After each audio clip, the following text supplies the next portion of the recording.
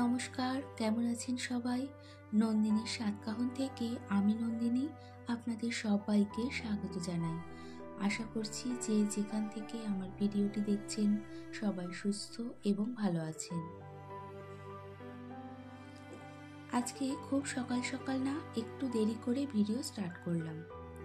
একটু যদি সকালবেলা ঘুম থেকে ওঠা যায় তাহলে যে কোনো কাজ করতে একটু বেশি এনার্জি পাওয়া যায় আর কাজ করতেও ভালো লাগে। তবে সব দিন তো সমান হয় না। রাতে ভিজিয়ে রাখা আমন্ডগুলো এখন সব ছাড়িয়ে একসাথে বক্সে রেখে দিই। তাহলে না রোজ সকালবেলা উঠে ছাড়ানোর প্রয়োজন হবে না। রোজ দিন ছাড়াতে গেলে সময়টাও একটু বেশি লাগে। গতকাল রাতের দিকে দুধের প্যাকেট আনা হয়েছিল, তখন আর গরম করা হয়নি।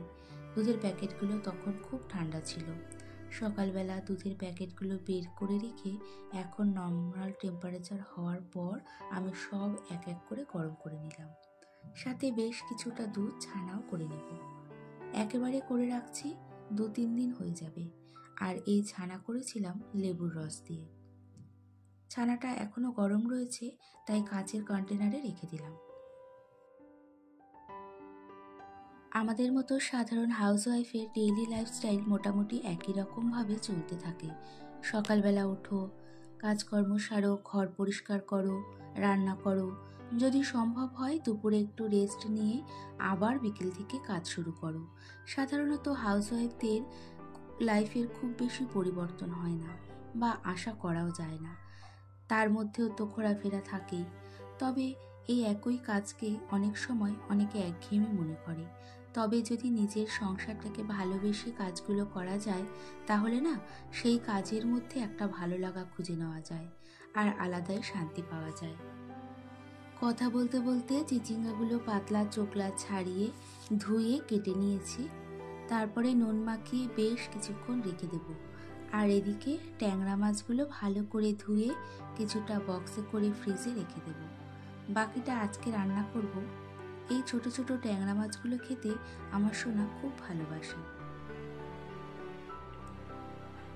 সকালবেলা স্নান সেরে পুজো করা হয়ে গেছে, বিছানা গোছানো, প্রতিদিনের যে ডাস্টিং করা সেগুলোও করা হয়ে গেছে।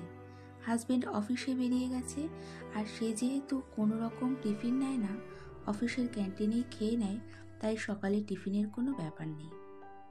আমি আর সোনা কলা, ডিম সিদ্ধ, আমন্ড, ছোলা এগুলোই খেয়ে থাকি।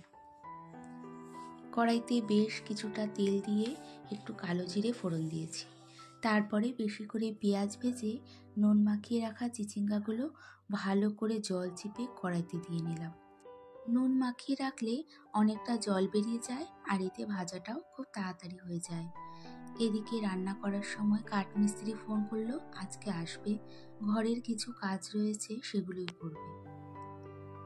ওদিকে ইন্ডাকশানে ভাত বসিয়ে দিয়েছি আর এদিকে ঝটপট করে মাছের ঝোলটা করে নেব। সিম্পল জিরে ফোড়ন দিয়ে আলুগুলো ভালো করে ভেজে নিয়ে ধনে জিরের গুঁড়ো আর কাঁচা লঙ্কা বাটা দিয়ে ভালো করে কষিয়ে নিয়ে মাছের ঝোলটা রান্না করে নিচ্ছি। নামানোর আগে দিয়েছিলাম ধনেপাতা। হালকা পাতলা করেই রান্না করলাম। মাছের ঝোলটা খেতে কিন্তু খুব ভালো হয়েছিল। কাঠমিস্ত্রি দাদা দুটো চলে এসেছিল, কোথায় কি কাজ করবে সেটা দেখিয়ে দিয়েছি, তারা কাজ শুরু করে দিয়েছে।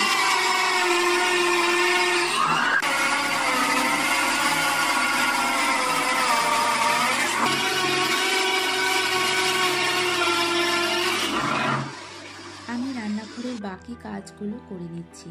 বাসনগুলো সব ভালো করে মেজে ধুয়ে গ্যাস ওভেনটাও মুছে নিয়েছি।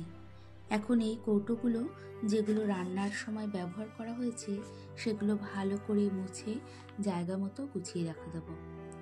যতই চিমনি থাকুক না কেন, রান্নাঘরের জিনিসপত্র বা রান্নার সময় যে জিনিসগুলো ব্যবহার করা হয় একটু তেলচিটে হয়েই যায়।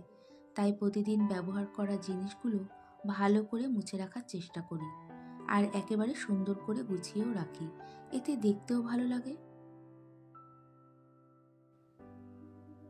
এখন প্রায় 12টা মতো বাজে। সবার জন্য একটু লিকার চা করে নেব। কৌটোতে দেখলাম পাতা চা সেরকম নেই, তাই পাতা চাটা ঢেলে নিলাম। চা খাওয়ার পর টুকটাক যা কাজ বাকি ছিল সেগুলো সব করে নিয়েছি। এরপরেই দুপুরে খাওয়া দাওয়া কমপ্লিট হয়ে গেছে, সাথে ওনাদেরও হালকা কিছু টিফিন দিয়েছিলাম, কারণ ওনারা অনেকক্ষণ ধরে কাজ করছিল। গরমে আমার কেন জানি না শরীরটা খুব খারাপ লাগছিল, জানি না হয়তো প্রেশারটা বেড়ে গিয়েছিল। তারপরে ওনারা চলে যাওয়ার পর এই তো ঘরের এই যে অবস্থা।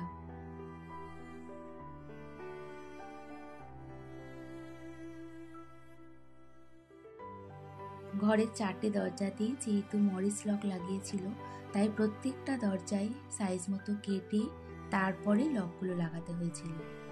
অনেকটা কাঠের কাজ করতে হয়েছিল, তাই ঘরের এই অবস্থা তো হবেই। এখন বাজে বিকেল 4:30 মতো। এই যে লকগুলো দেখাচ্ছি, এগুলোই লাগিয়েছিল।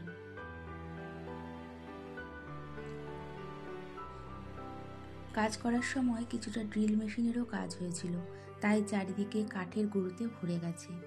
সব কিছু আগে আমি আর মেয়ে ভালো করে ঝেড়ে মুছে নিয়েছি, তারপরে পাপোশগুলোকে সব কাচার জন্য বের করে দিয়েছি। সব ঘরের বিছানাগুলো ঝেড়ে নিয়ে তারপরে ঘরগুলো ভালো করে ঝাড় দিয়ে নিচ্ছি। ঘরের প্রতিটা কোনায় কোনায় পর্যন্ত কাঠের গুঁড়োতে ভরে গেছে, সাথে বাইরেও একটুখানি ওই কাঠের কিছু কাজ করেছিল, বাইরেটাতেও কাঠের গুঁড়ো ভরে গেছে। পাপোশটা ভালো করে ঝেড়ে নিয়ে বাইরেটাও ভালো করে ঝাড় দিয়ে রাখবো। আমি এদিকে সব ঝাড় দিয়ে নিচ্ছিলাম, আর মেয়ে সব ময়লা বা কাঠের গুঁড়োগুলো তুলে ডাস্টবিনে ফেলছিল। সব ঘরগুলো ভালো করে ঝাড় দিয়ে দুবার করে মুছে নিতে অনেকটা সময় লেগেছে। তারপরে পাপোশগুলো সব কেচে নিয়ে শ্যাম্পু সাবান দিয়ে ভালো করে স্নান করে নিয়েছি। সাথে সকালের কুর্তি, এই নাইটি সব কিছুই কেচে নিয়েছি। শরীরটা খারাপ লাগছিল বলে কুর্তিটা খুলে নাইটি পরেছিলাম।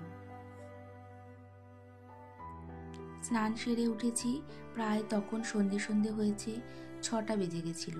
তারপরে সিঁদুর পরে নিয়ে একেবারে সন্ধে দিয়ে নেব। ধূপ ধুনো দিয়ে ভালো করে সন্ধেটা দিয়ে নিয়েছি।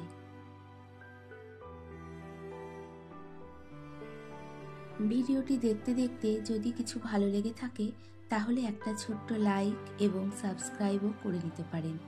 আপনার একটা ছোট্ট লাইক আমার এই ভিডিওটি আরও অনেকের কাছে পৌঁছে দিতে সাহায্য করবে। আর কাজটি যদি আপনি অলরেডি করে থাকেন, তাহলে আপনাকে অনেক ধন্যবাদ। সন্ধে দেওয়ার পর জামা কাপড় আর পাপোশগুলো সব ব্যালকনিতে মেলে দিয়ে 3জনে মিলে একটু চা খেয়ে নেব।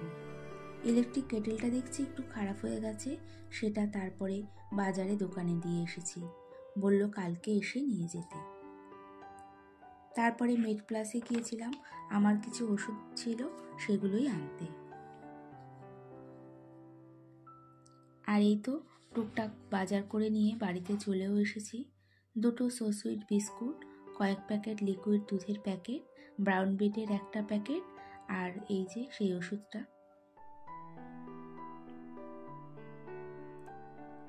পাশের ঘর থেকে সিনজির ওয়াইফ কিছু ওয়ালনাট দিয়েছিল, সেগুলো একটা একটা করে এখন বসে ছাড়িয়ে নেব, সময় আছে যেহেতু।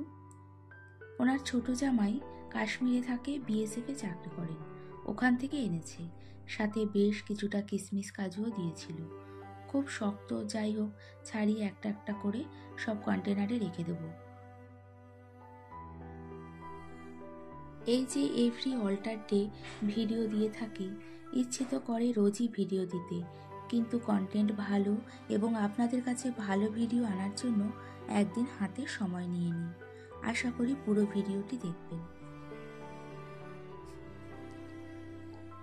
সন্ধ্যের পর সব কাজ কমপ্লিট করার পর হাতে অনেকটা সময় ছিল।